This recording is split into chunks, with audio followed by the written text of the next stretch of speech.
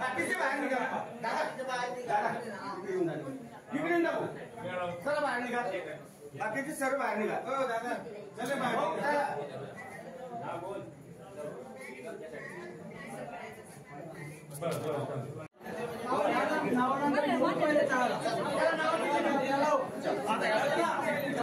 चला इकडे या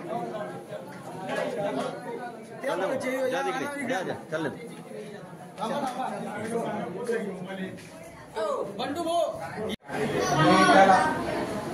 काय रे बाबा सोबत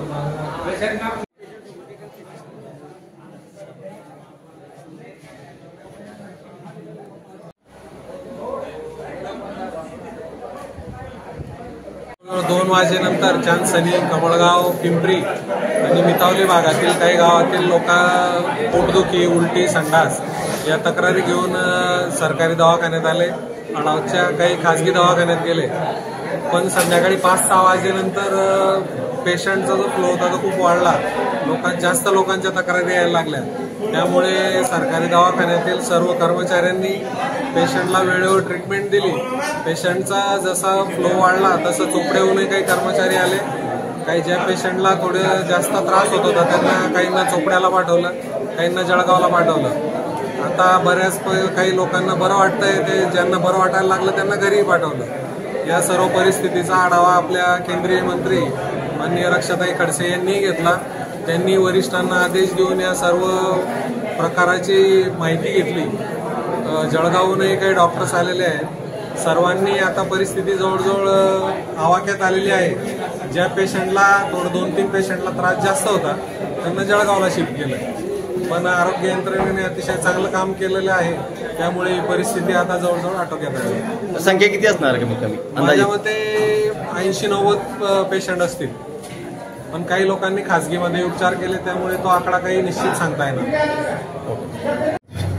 किती लोक होते कमीत कमी? कुठे कुठे रेफर केलेले आहे? काय नेमकं काय प्रकार काय घडला? आज संध्याकाळपासून प्राथमिक आरोग्य केंद्र अडावत येथे पोटदुखी, डोकंदुखी, ताप, जुलाब, उलटी असे रुग्ण आलेले आहेत. आणि हे रुग्ण कमळगाव, चांदसनी, मितावली आणि पिंपरी या गावांमधून आल्याचे दिसून येत आहे. आणि सगळ्यांना जर विचारलं, हिस्ट्री घेतली तर कॉमन फॅक्टर एक काल बाजाराच्या दिवशी पाणीपुरी खाल्ल्याचा एक फॅक्टर दिसून आलेला आहे. आणि शक्यतोवर त्यांना दूषित अन्न आणि पाणी सेवनामधून हे झाल्याचा प्रकार प्रथमदर्शनी दिसून येतो. आणि त्यापैकी बऱ्याच रुग्णांवर आपण प्राथमिक आरोग्य केंद्र अडावत येथे उपचार करत असून काही रुग्णांना पुढे चोपडा आणि काहींना जळगावला संदर्भित करत आहोत. आणि हा प्रकार जो घडला काही धोकेदायक प्रकार आहे का काय नेमका? आता नेमकं याचा तपास आम्ही पूर्ण करत आहोत. पूर्ण तपास झाल्यावरच माहिती देता येईल.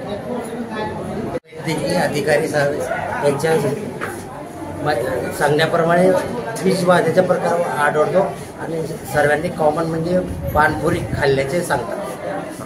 दादा काय म्हणा? 5:30 वाजल्यापासून इथे प्राथमिक आरोग्य केंद्रामध्ये चांदसनी, कमळगाव, पिंपरी, नितावलीतले रुग्ण येत आहेत. सगळ्यांचे एकच लक्षणं की वॉमिटिंग, टेम्परेचर, लूज मोशन. तर THO साहेब, BDO साहेब व सगळं परिसरातले PSC उपकेंद्रातले सगळे डॉक्टर सगळं अलर्ट जोडला आहेत सगळे. आणि गावातले खासगी डॉक्टर सुद्धा चांगल्या पद्धतीची रुग्णांची सेवा करतायत. 20-25 जण चोपड्याला पाठवले उपजिल्हा रुग्णालयात, ते सेटल आहेत. बाकीचे आता एक बाबा आहेत, थोडंसं त्यांची प्रकृती थोडी अत्यवस्थ आहे, तर त्यांना जळगावला शिफ्ट करत आहेत. स्थानिक पदाधिकारी सगळं गावातील नागरिक वगैरे चांगल्या पद्धतीचं त्यांना मदत करत आहेत, धीर देत आहेत आणि बऱ्यापैकी स्टेबल झाल्यासारखं जाणवत आहे. दादा किती संख्या असू शकते याच्यात? तरी 3 गाव मिळून कमी कमी 50 ते 75 संख्या आहे. लहान मुलं, मुली, म्हातारे बाबा. आणि त्याच्यामध्ये तर 100च्या आसपास पोहोचू शकतात. कारण अजूनही 9 वाजले तरी सुद्धा रुग्ण येत आहेत. आणि आळाव गावातून जे प्राथमिक आरोग्य केंद्राचे डॉक्टर लासुटकर साहेब ते सुद्धा चांगली मदत करत आहेत. तसेच गावातले जे खाजगी डॉक्टर आहेत त्यांची मदत चांगली लागते. पब्लिक सगळ्यांना मदत करत आहे. तरी सुद्धा अकस्मात आलेली घटना हिला तपासानंतर कळेल काय होतं.